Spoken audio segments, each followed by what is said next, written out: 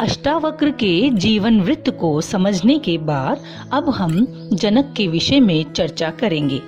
जनक कौन थे, यह प्रश्न सबके मन में उठता है। साधारणतया हम सभी रामायण कालीन सीता के पिता जनक से ही परिचित हैं। अष्टावक्र में जो जनक का परिचय मिलता है वह जनक सीता के पिता जनक ही हैं अथवा अन्य हैं। वास्तव में जनक की परंपरा में 19 जनक हो चुके हैं, ऐसा हमें पुराणों में मिलता है। ये जनक सब विदेहराज अर्थात देह तथा मन के धर्म, सुख दुख आदि से परे थे, इसीलिए इन्हें विदेहराज कहा जाता है। मुख्य रूप से हमें 3 जगह जनक का परिचय मिलता है। पहला रामायण कालीन मिथिला नरेश जानकी के पिता जनक के बारे में, दूसरा शुकदेव के गुरु जनक के बारे में और तीसरे अष्टावक्र गीता में अष्टावक्र के शिष्य के रूप में जनक का परिचय हमें मिलता है। ये तीनों एक ही थे अथवा भिन्न भिन्न स्पष्टतः नहीं कहा जा सकता। महाराजा जनक का वंश देव वंश माना जाता है। मनुष्य कोटि में इनकी गिनती नहीं है। देव वंश होने का क्या कारण है, इससे संबंधित एक वृतांत हमें पुराणों में मिलता है। साथ ही इस वृतांत से यह भी स्पष्ट हो जाता है कि इन्हें मिथिलेश क्यों कहा जाता था। इस वृतांत के अनुसार राजा जनक के पूर्वज राजा निभि बहुत ही धार्मिक और आध्यात्मिक प्रवृत्ति के व्यक्ति थे। राजा जनक के पूर्वजों में जो राजा निमि के नाम से प्रसिद्ध हुए, उनका नाम निभि भी मिलता है। कहीं पर उनका नाम निभि है और कहीं पर निमि है, इसलिए उनको एक ही व्यक्तित्व माना जाए। एक बार राजा निभि के मन में यज्ञ संपन्न करवाने की इच्छा जागृत हुई।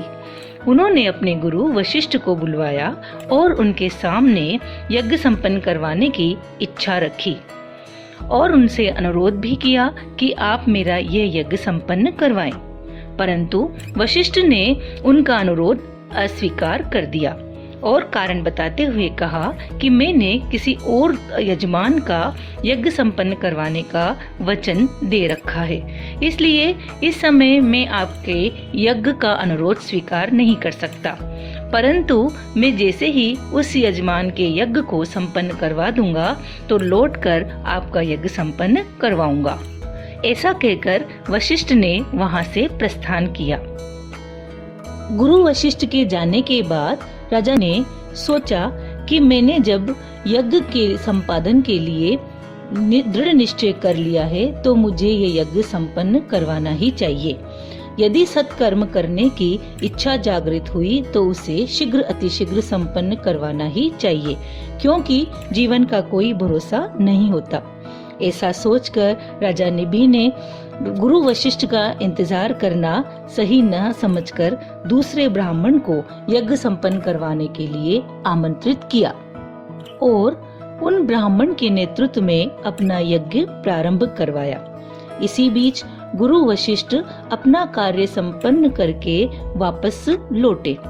जब गुरु वशिष्ठ को पता चला कि उनकी अनुपस्थिति में भी राजा निभि ने इंतजार किए बिना ही दूसरे ब्राह्मण के नेतृत्व में यज्ञ प्रारंभ करवा दिया है, वह बहुत ही क्रोधित हुए।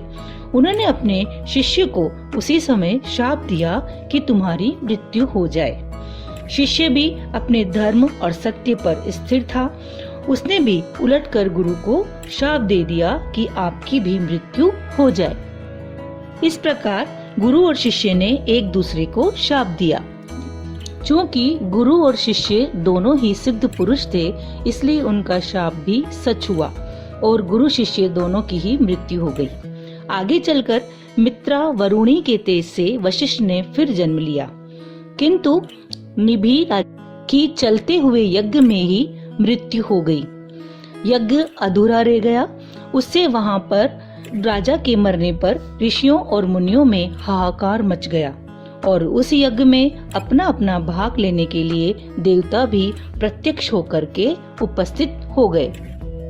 गुरु के शाप से राजा की मृत्यु को देखकर ऋषि मुनियों ने वहां पर उपस्थित हुए देवताओं से प्रार्थना की कि आप ही कुछ कृपा करें। देवताओं ने कहा, आप जैसा चाहें हम वैसा ही कर सकते हैं। यदि आप चाहें तो हम निभि को जीवित भी कर सकते हैं। ऋषियों ने कहा, आप निभि को पुनः जीवित कर दीजिए ताकि यह यज्ञ संपन्न हो और सब अपना अपना भाग ले सकें। देवताओं ने ऋषि मुनियों की मंत्रणा से निभि की आत्मा को बुलाया और उस आत्मा से प्रार्थना की कि हे जीवात्मन, आप इस मृत शरीर में पुनः प्रवेश कीजिए जिससे कि राजा जीवित हो जाए। पर आत्मा ने स्पष्ट इनकार कर दिया। जिस शरीर ने मुझे विराट से संकुचित बना दिया, जो मात्र 3.5 हाथ का है और जिसमें अनेक विकार भरे हुए हैं, मैं उसके बंधन से मुक्त हुआ हूँ। यहाँ मेरे ऊपर गुरु की अनंत कृपा है। गुरु ने मुझे विराट ब्रह्म बना दिया है। अब मैं इस घेरे में आने वाला नहीं। इतना कहकर आत्मा अदृश्य हो गई। निभि का शरीर यज्ञशाला में लुढ़क गया। अब ऋषि मुनि और देवताओं को ये चिंता सताने लगी कि यह यज्ञ पूर्ण कैसे होगा। ऋषि मुनि और देवताओं ने मंत्रणा की कि निभि के शरीर का मंथन किया जाए और उन्होंने यह निश्चित किया कि इसके मंथन से जो भी कुमार उत्पन्न होगा उसी के द्वारा यज्ञ संपन्न कराया जाए। ऐसा निश्चित करके ऋषि मुनि और देवताओं ने उस राजा शरीर का मंथन किया और उस शरीर से एक कुमार ने जन्म लिया।